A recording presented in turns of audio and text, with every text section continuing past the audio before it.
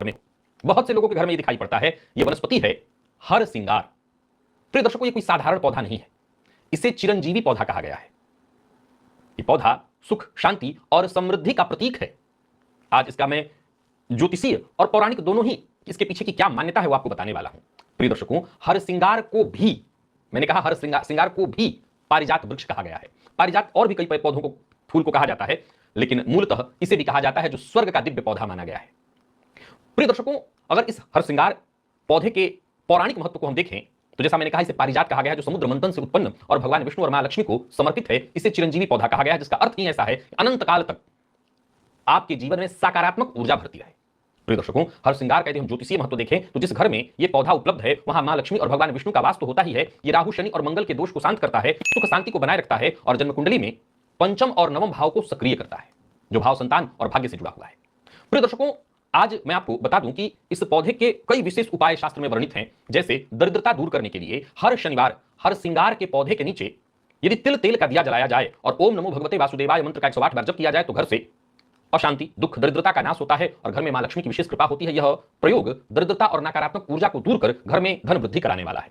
हर पूर्णिमा के दिन यदि हर सिंगार के फूल को, जिस समय इसका फूल होता हो, लाल कपड़े में बांधकर अपने घर में जहां आप धन इत्यादि रखते हैं वहां पर रखें और मां लक्ष्मी का कोई भी मंत्र, ओम ह्रीम श्रीम क्लीम महालक्ष्मी नमः या कोई और भी मंत्र, कोई जरूरी नहीं है, यही कोई भी महालक्ष्मी का मंत्र अगर 108 बार जप करके इस पौधे को, अपने धन फूल को अपने धन वाले स्थान पर पूर्णिमा के दिन रखें तो आर्थिक स्थिति में सुदृढ़ता आती है। शत्रु बाधा बनी हुई है, स्वास्थ्य से संबंधित परेशानी है, वहां भी ये फूल, ये पौधा बड़े काम आता है।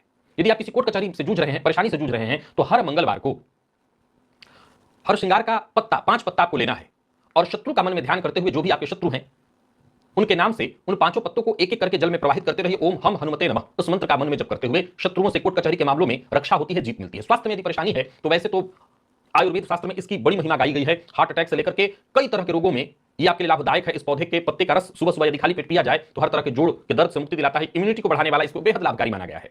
प्रिय दर्शकों, ये पौधा दांपत्य जीवन को भी सुखद करता है। इसके फूल को, हरसिंगार के फूल को जल में डाल करके यदि स्नान किया जाए, दंपति स्नान करें और ओम श्रीम नमः उस मंत्र का जप करें तो दांपत्य जीवन में प्रेम और सामंजस्य बढ़ता है।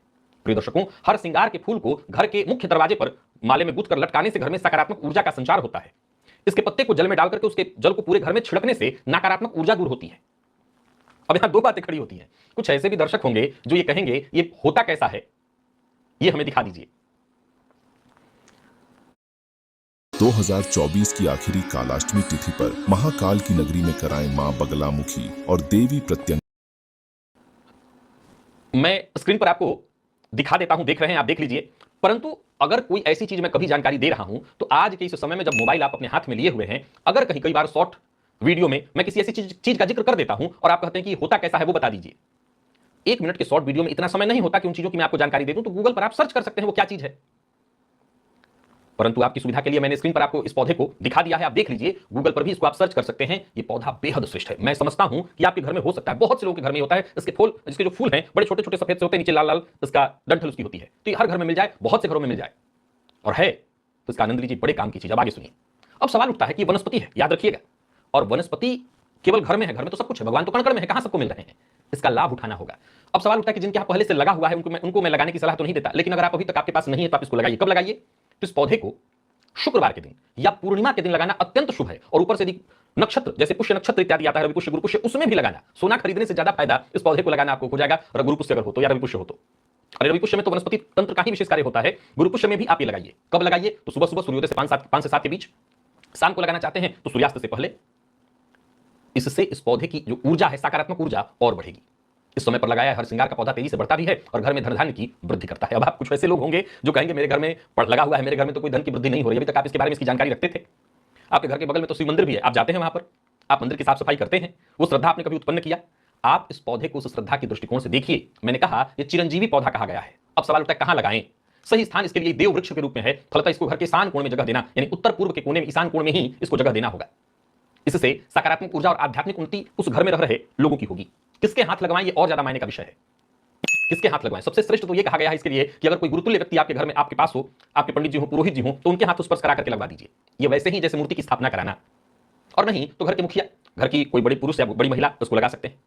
उनके द्वारा लगाया जाना शुभ माना जाएगा। और जो भी लोग इस वृक्ष को लगा रहे उस समय तो ओम नमः शिवाय या मां लक्ष्मी के किसी मंत्र का जब, ओम ह्रीम श्रीम लक्ष्मी नारायणाय नमः, इस मंत्र का जप करते रहें।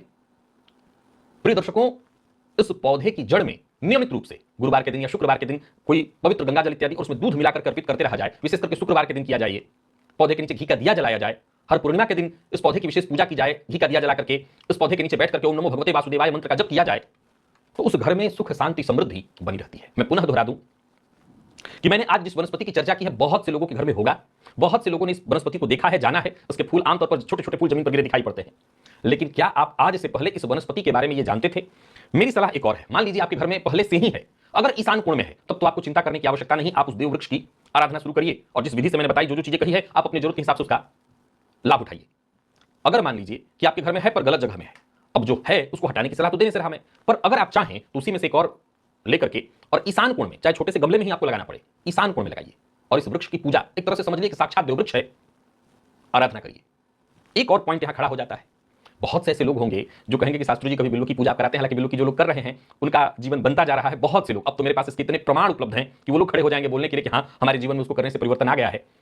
कितना हम करें? देखिए, हम गृहस्थाश्रमी हैं और गृहस्थाश्रमी के लिए शास्त्र भी ये कहता है कि आप श्रद्धा किसी एक देवता में रखिए, पर पूजा सबकी आपको करनी है, तरह तरह की पूजाएं, क्योंकि तरह तरह की हमारी कामनाएं हैं। हमारी पूजा कैसी है? कामना परख। हम हर पूजा के अंत में चाहते हैं हमारा ये भला हो जाए, हमारा ये काम बन जाए, तो आप ये करिए जरूर। और इसमें ऐसा कुछ विशेष तो है नहीं, एक पौधा ये लगा देना है। आपके पास बहुत जगह नहीं है, गमले में लगा दीजिए और जब इसका फूल निकले तो देखिए उसका आनंद कितना सुंदर लगता है वो देखने में। जाहिर सी बात है कि स्वर्ग का वृक्ष इसको कहा गया है, स्वर्ग का पौधा इसको कहा गया है, तो कुछ तो इसमें खास है। चलिए चलते हैं राशिफल की ओर, बात करेंगे राशियों के क्रम में। पहली राशि, पता है